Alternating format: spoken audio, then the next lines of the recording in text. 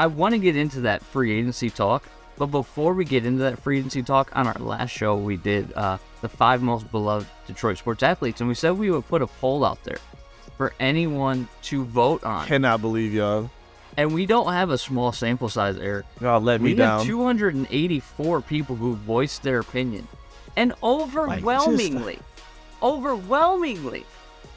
the most beloved Detroit sports athlete is Jamal Williams. Not Kate Cunningham. 88% of 284 people. I'm not a math guy. Not even going to try and figure that out. They said Jamal Williams is the most beloved Detroit sports athlete, which is a perfect segue into let's talk about free agency. Let's talk about the Detroit Lions' perfect off-season free agency. What moves do we want to see them make in free agency? And we have Jamal Williams on both of our lists. We do. So let's just get that out of the way right now. Yep. Let's get Jamal Williams off of our list. We think that the perfect free agency for the Detroit Lions involves Jamal Williams. Why is he on your list? He's on my list for a few reasons. One, we've talked about the Lions Super Bowl window, and not even the Super Bowl. Let's say their contending window. I think it's about 2 or 3 years, and he's 26, 27 years old. He's still young or old enough to where you can still, have value in some of his last prime years as a running back. That position is devalued. To me, as you talk about like the least valuable position, running back is shown to be a lot less valuable than a wide receiver. That's my opinion of it. But I think you still more valuable than wide receiver, though. No, not a running back. Yeah. No way. Yes. No way. Anyways, we're not getting into that. This is free agency talk. Fine. I believe we'll talk about wide receivers. Yes. At another time. I believe he's shown that he could be that, that short yardage back that the Lions have wanted and looked for a long time. He played that role well. He's obviously, as we've seen, spoke by the people, a very likable player in the fan base, even though my team is looking into the results of those votes to make sure there was no tampering and illegal activity and corruption going on. We'll have the results soon. We'll have the results soon. But his also veteran leadership, I think, attached to that with the young team is important for a team like the Detroit Lions to have. So he's at the top of that list. And it was reported they've already started contract discussions too. I did see that, and that's awesome. And part of the reason he's on my list is the number that's attached to him. Market value on SpotRec, $4.1 million per year. I feel like that's reasonable. Yeah. I feel like you could give him a 2-year, $9 million, 4.5 per to come back and get you through that contention window 2 years. You probably don't need to sign him for 3 because of the wear and tear of a short yardage back like that. But 2 years at $9 million, I'm not blinking an eye at that. Jamal Williams should be part of the perfect Detroit Lions free agency class. Who else is on your list, though? Because I know it's not just Jamal Williams. It's another former Lion. And to me, I think this is going to be one of their targets in terms of who they bring back. I think DJ Chark is going to be one of those guys. And I'm growing okay with the idea. And I'm going to tell you why. I feel like the Lions are... Now, I think this is probably going to upset you.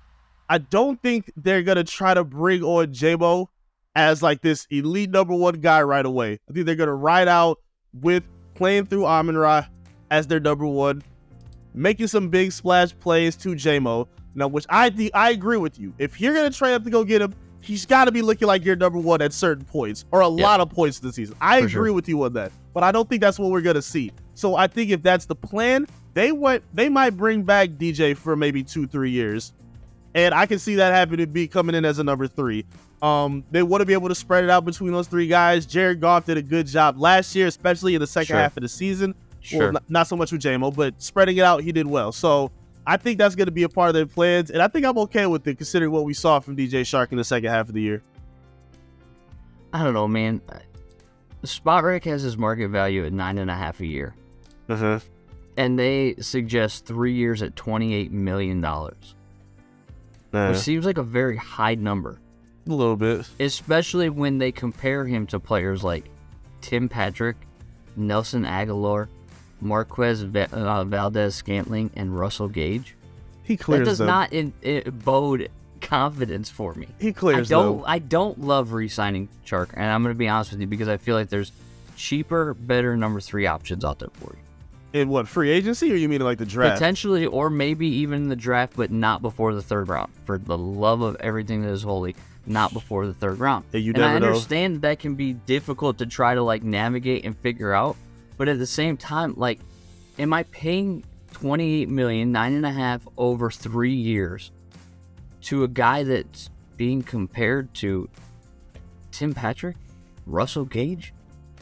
You know he's better than those guys, though. You know he's better than them. But is he, though? Was he, though? Like, he's better than those guys. He wasn't necessarily. He had a decent, like, second half of the season once him and Goff got on the same page, and maybe there's something to be said about familiarity and them being on the same page to start the season. But, I mean, my goodness, man, I don't know. I mean, at a certain point, you need somebody to run across the middle. You can't just have Chark and Williams taking the tops off the defenses, because then both of them become ineffective. Right. So, I don't know. I think there's different ways to address the wide receiver thing, but I'm like, I get it. He has some tough over-the-middle catches. DJ has some over-the-middle catches. Well, the Green Bay catches over the middle to close the game.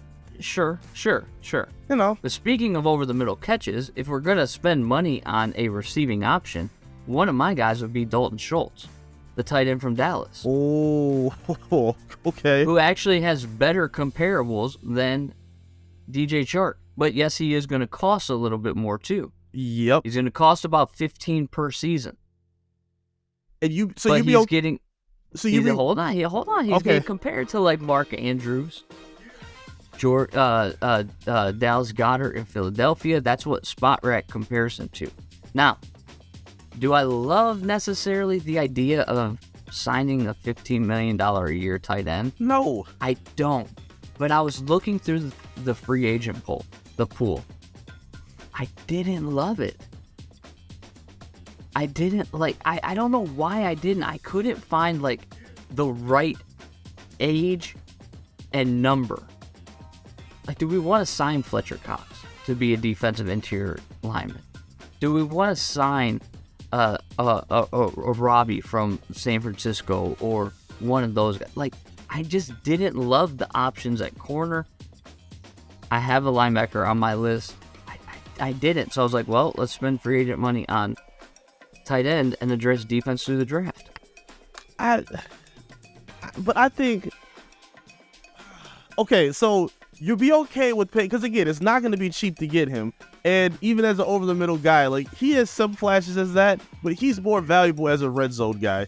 And I think, as we both talked about and agreed on, you want a tight end, look at one late. You can find one that worked. You saw how productive the 3 rookies they had were. Yeah. And, I mean, they didn't really use them a lot, but in the spots that they needed them, they came up big. So, I would much rather I wouldn't even consider the suggested contract you just said for DJ Chark as much of an overpay as compared to what you would have to give for Schultz at tight end.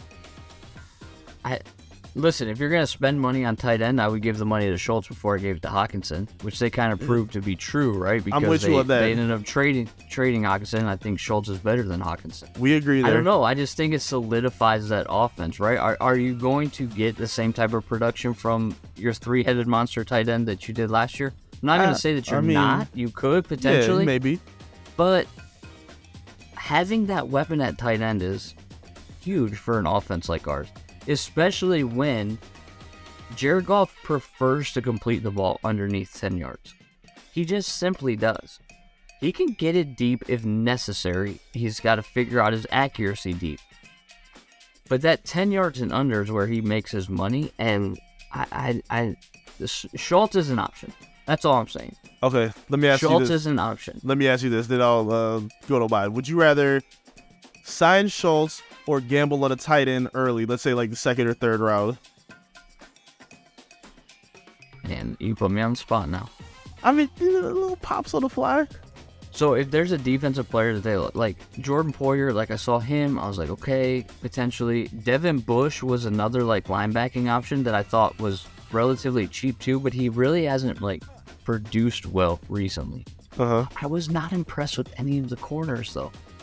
Okay. And as far as safety went, I couldn't. So I was like, well, let's address a different need. Let's address tight end. Okay. So that's where I went. That's fair. Where'd you address number 3 though? You got Chark, you got Williams. Who's your third guy? Number 3 is a cornerback with a lot of upside. I really want to see Jamel Dean in the Honolulu Blue jersey next season. I think he would really fit in this defense. He hopefully, again, he's a big case where I think he'll probably not going to be back in Tampa Bay because of his injury history, and I think that's why he's going to be on the market and probably in a different jersey this offseason. But I think he has a lot of upside, good cover skills, great tackler, as a lot of the Tampa Bay secondary players are. I think Todd Bowles did a really good job with them, and I do think he still has a lot of promise. I don't think he would be the number 1 guy you would want. I still would like to see them either draft or get aggressive and get Adam Marshawn Lattimore or Jalen Ramsey, but I think Jamel Dean would fit in a trio with like Okudah and then maybe Jerry Jacob as your dime package corner as well. I think Jamel Dean would be a perfect fit here. And that's kind of something that I was thinking about too when I was looking at this. I was like, well, if I don't like any of these corner options, I'm going to make a trade potentially, or I'm going to draft corners heavy, right? Yeah. So I like that. I do like that. Not opposed to it. Okay. But I thought, okay, the interior of our defense needs help. I don't really see any defensive interior linemen that would be worth maybe ponying up the free agency dollars with, especially with Deron Payne being franchise tagged by the Commanders. Yep. So, next level, inside linebacker, Tremaine Edmunds from Buffalo. From Buffalo, yeah, okay. We're looking at about $11 million a year market value.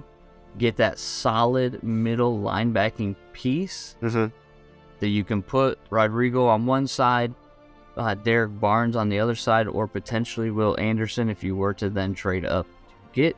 And I would say a linebacking core of Rodrigo, Will Anderson, and Tremaine Edmunds to go along with James Houston, Pascal, and Hutchinson would be a relatively good front 7. Yes. Especially if in the second, third round you can get a nice interior defensive lineman to package with them. So I think you have to. I like the linebacking class. I think that you can get a decent linebacker in free agency, and I'd like to see them swing for the fences in that sense. I've seen Leighton Vander Esch mentioned as an option that could possibly be intrigued by the Lions. Potentially. He was on my list. I was like, You thought about it, yeah. Yeah, I'm okay with that, yeah. I think linebacker would be a good position to invest in. I think... Who are we overlooking, though? Who are we overlooking? And I think that's a question maybe for the audience. In the comments, you need to let us know. Who are we overlooking as far as free agents go? And yes, I know we only did 3. There could be more than 3 big free agent signings, which would be great because then that would adjust the draft strategy. Who'd we overlook, Eric? Did we overlook anybody? I legitimately looked through every position. I looked at quarterback, and I almost put a couple on my list. Did you? I almost did. Derek Carr was too expensive. Oh yeah, please don't say Derek Carr. 35. No. It was insane what his market value was, and then his comparables were like not good. Jimmy G, I think, is too old. Okay, yeah, definitely. But might be a serviceable backup. I just don't know what the cost is going to be. And then the third one, you're going to laugh about, but Baker was cheap. Oh, God. And listen, they said, Brad Holmes came out on Wednesday and said, we need to get a quarterback to develop. Hold on. We need a quarterback to develop. And I have a feeling, this is my gut feeling. You can argue with me all you want. I will. They're probably going to sign a free agent quarterback and draft a quarterback, is my feeling. Because they have nobody else behind Goff right now on the roster. There was somebody. So you get somebody a Baker at like $6 million a year for 1 year. You draft somebody later, or depending on what else you do in free agency, maybe take a run at Richardson at 18. And you've got 3 quarterbacks on the roster that are capable. All reports out of Los Angeles last year were that Baker was awesome and people loved him. And I think he would fit. That's all I'm saying. I don't think he wins you games, but... So what is he going to get you some, commercials? Baker's house? Can he bring that to wherever he goes next? Wherever this new place is. Someone in the comment section to one of our News Desk videos brought up a very good idea, and I'm actually kind of on board with it for the backup free agent option. All right. Gardner Minshew. He'd be cheaper than Baker and just as good. Sure. Yeah. Okay. I'm fine with that. Wheel on that. Yeah. How can I say no to the Fu Manchu? That's Minshew, right? Yeah, he'd be fun in Detroit. I feel like he'll be a fan favorite here, and he'd probably fit in with Rodrigo and his cowboy hats and Dan Campbell. See that. That'd be fine with me. I've got no problem with that. I just look for them to at least sign one quarterback in free agency, and then I think it's going to be, I don't know. If you don't like any of the tight ends and you feel like you got to reach to get one, you try to sign one in free agency, and so. That's who I did. I got Tremaine Edmunds, I've got Jamal Williams, I've got Dalton Schultz as my maybe top 3 targets. It's not a bad list. You're sitting there with Jamel Dean, DJ Chark, and Jamal Williams. So you're retaining Lions, and I'm only re-signing one of them. I'm surprised by that. Very sad. If your free agent list were the only 3 people they signed in the offseason, how would you feel? Not happy. So you're saying it in terms of who they signed, so they maybe can still trade. Like these were the big splash signings. You know what? I'd be okay with it. I can live with that. If Jamel Dean is maybe one of your biggest acquisitions and you bring back 2 of your most productive guys on offense too, I'll be okay with it. Because I didn't want to see them jump out the window on a Derod Payne. I was only going to see if you could try to finesse, but you got franchise tag. He's going to get paid sooner or later. But I'll be okay with that. Even if all 3 of my guys were signed, specifically Tremaine Edmunds, I'd feel good about that. Yeah. But I would still feel like it's incomplete. Okay. I would still feel like they needed to make one more, like big signing. Well, how big? Because you say you didn't want them to make a splash. Like, what would, like, you mean in terms of like a player returning or like Bobby Wagner or something like that? Yeah, I guess I am talking out of both sides of my mouth, anyway. I mean, just I don't know. I'm just making sure you're not like maybe not. Maybe not. Maybe I misspoke and said big splash, but complimentary to the 3 that I named. Okay, that's what I mean. That's fair. Like 3, okay, but that doesn't really move the needle for me. Right. I feel like we need. If it was like a combination of our list, like let's say all 5 of these players, because one of ours is the same, got signed. Yeah, that'd be a pretty good offseason. Yeah.